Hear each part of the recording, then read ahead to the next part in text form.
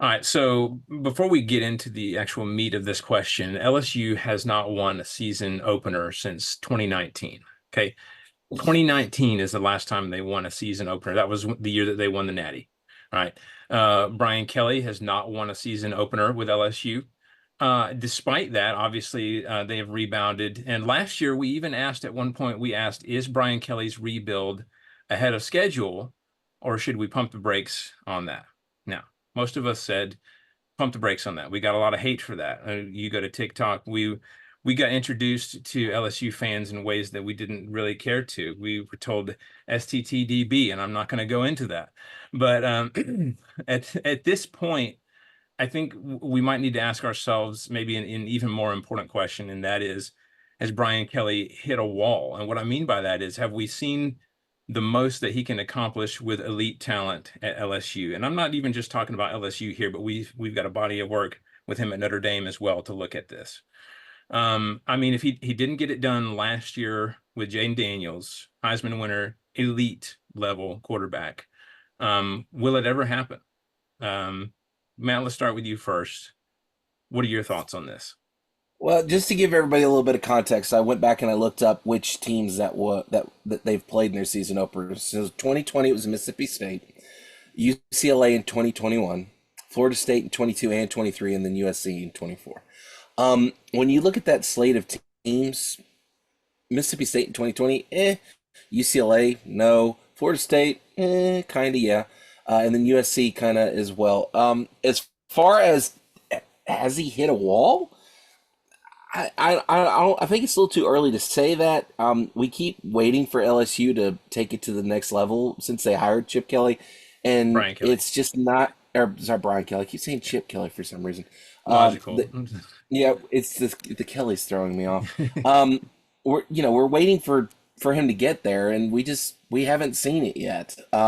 There've been a couple of times where we have gotten him close, but again, nothing that really stands out as fantastic. I mean, the guy has an overall winning record of 283 and 104, so the guy can win football games. But when you get into bowl games where you play outside of your normal stuff, he's 8-5 in bowl games. I don't know what his record is up against top 25 right now, but I would be willing to bet it's not much better than 500. Some LSU fans probably screaming at his TikTok app right now because I just said that, but I don't know. I really don't think. I hesitate to say that he's not the guy, but at the same time, there's Yeah, a lot of things around it that make me go, he may not be the guy. He might right. not be.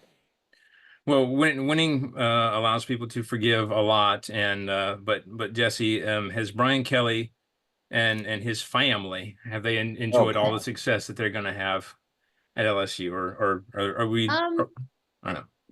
I I don't know. I agree with Matt in that I think it might be too soon to tell if he's hit a wall.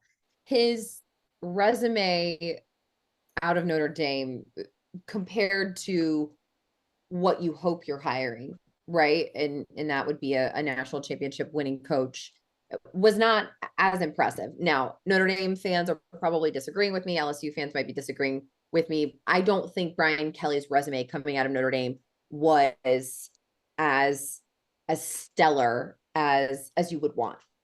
Um Now him at LSU, he came in and he's following up a coach O who I know after the 2019 season fell off. But you have that hype around the 2019 season. You have that standard of what was set at LSU to win a national championship. That's a hell of a standard to follow. That season will never be replicated ever anywhere. I don't care where you are. It's never going to be Right, replicated. It was absolute insanity. It was Mhm. insanity to watch, to be a victim of. It was nuts. And you're just not going to get that. So those expectations, I think, for those outside of LSU who are just looking and making judgments on it are really high. And those probably at LSU are really high because you have that's the national championship taste that's been left in your mouth. And you're right, not getting that thus far with Brian Kelly. You're just not. And that's not necessarily a dig on Brian Kelly. That's not to say he can't ever do it. That's where you are right now. He has had a Heisman winning quarterback, and that's a great thing to have. That bolsters your program, that helps with recruiting. Right. However, not everyone is a national or a Heisman winning quarterback or a Heisman winner. Right. So I think it's too early to say. And I also say that if I'm Brian Kelly, depending on how the season goes, we know that the patience at any SEC school, but especially a school like an LSU that has had success and that expects success, the patience Right. is a thin characteristic there. Right. It is at a lot of schools. So if I'm Brian Kelly, I'm hitting practice hard.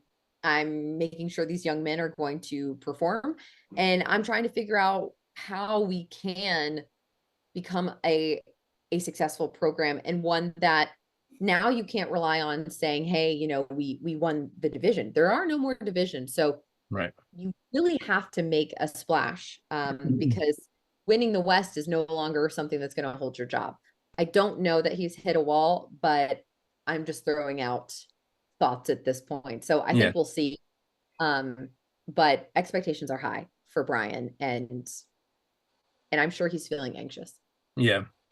Yeah. Guys, I also, if I could throw this out there, with the new expanded playoff, I think the where you finish at the end of the season is going to have a lot to do with how things are going to look. Let's remember this is an LSU team that's won 10 games the last 2 seasons. So I mean they've won ball games. The problem is that when you look at where they finish up the seasons as far as the AP rankings and the other stuff goes, in 23 they finished in the top 12, so they made it in. But in 2022 they finished 15th. So the question is going to be, is their body of work going to be good enough to get them into a playoff? Will they be able to contend for the West? Coming off against the loss to what used to be a Pac-12 team, now is a Big Ten team, it's kind of up in the air. And again, like you said, if you didn't do it, Jaden Daniels, are you going to be able to do it at all? And Right. time will tell, but it's not a good look, especially when he's throwing temper tantrums and hitting desks like he's a 14-year-old boy. Yeah. And that to me, so you're talking about, has he hit a wall or not? I know on the eye tests, I kind of know what I want to say. I kind of want to say that maybe he has, but if I step back logically and think about it, I thought he was kind of an average coach at Notre Dame, but the environment's different, the recruiting's different, and each style doesn't, it doesn't fit everywhere. So maybe he does better at LSU. I don't know, but the hitting the table thing seemed like an act to me. It was almost like he was in his mind as he was talking. He thought about, you know what, I really need to look angry here so people will think that I'm angry so people won't be mad at me. And then just slammed his fist on the table as he thought that. That's really what it felt like to me. But I don't know. I think that as you said, with the expanded playoff, they can bounce back. It's not all over just with the one loss here, and if they finish strong, they can get back in the conversation for sure. But we'll see. They got a lot of adjustments that have got to be made, especially on the defensive side of the ball. But I don't think you make it in with 3 losses. No, Not with the maybe. loss to LSU. Depends on who it's to. Saying that. But They kept saying it on College Game Day. Oh, you could have 3 losses and make it in. Saban said it. I don't think you do. I don't think you do. Yeah. I think there will be enough teams that have 2 or less losses that we will have them filled up 1 to 12. I think that makes it harder I think the expanded playoff almost makes it harder to keep your job, right? Because there's more slots available. So if you don't make those slots, right, it's like, come on, dude, there's 12 slots now. Yeah, you can't say anymore, well, there's only 4 slots. We were so close. We should have made it in. We were almost there, Right. That's not an argument anymore. And it almost feels like there's just an even wider playing field.